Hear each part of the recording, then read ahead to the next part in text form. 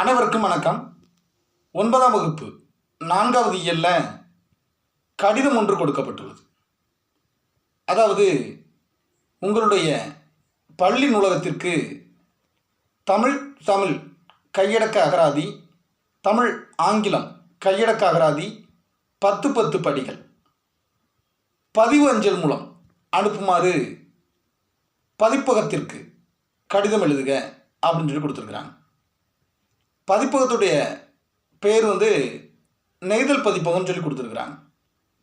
நான் எப்படி எழுதணும்னு சொல்லியிருக்கேன்னா, உங்களுக்கு பிடித்த பதிப்பகத்தினுடைய பேரை போட்டுக்கிடுங்க அப்படின்னு சொல்லியிருக்கிறேன். அதே மாதிரி இங்கேயும் சொல்கிறேன். முதல்ல அனுப்புனர்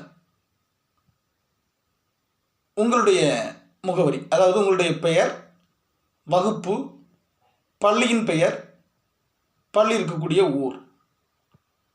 அடுத்து பெறுநர் மேலாளர் அவர்கள்.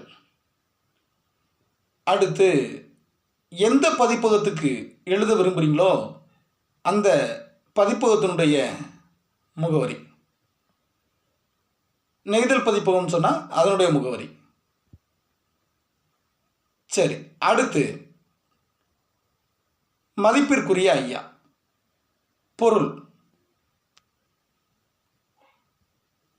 எங்கள் பள்ளி நூலகத்திற்கு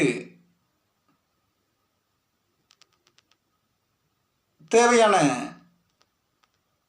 நூல்களை அனுப்ப வேண்டுதல் சார்பு. அடுத்து கீழே நம்ம விளக்கம் எழுத போகிறோம். இப்போ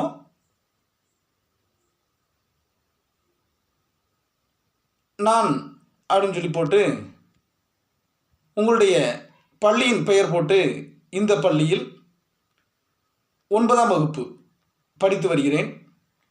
எங்களுடைய பள்ளியில்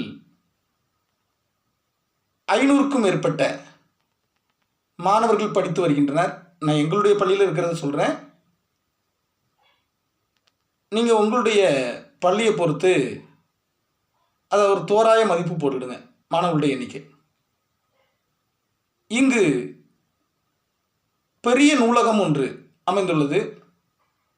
இந்த நூலகத்திற்கு சில நூல்கள் தேவைப்படுகின்றன.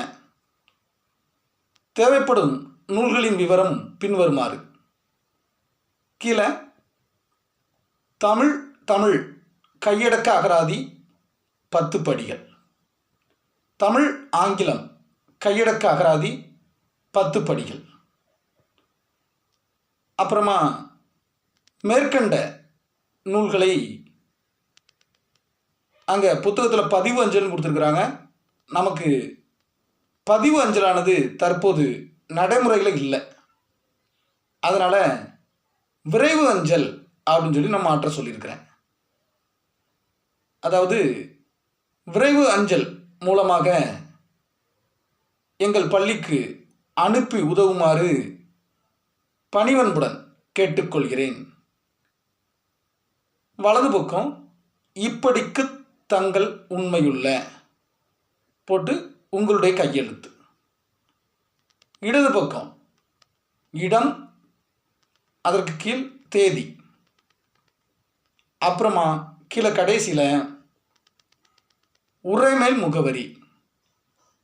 மேலே பெறுநரில் நீங்கள் என்ன முகவரி எழுதுனீங்களோ அதை அப்படியே கீழே எழுதிக்கணும். இவ்வளவுதான் கடிதம்.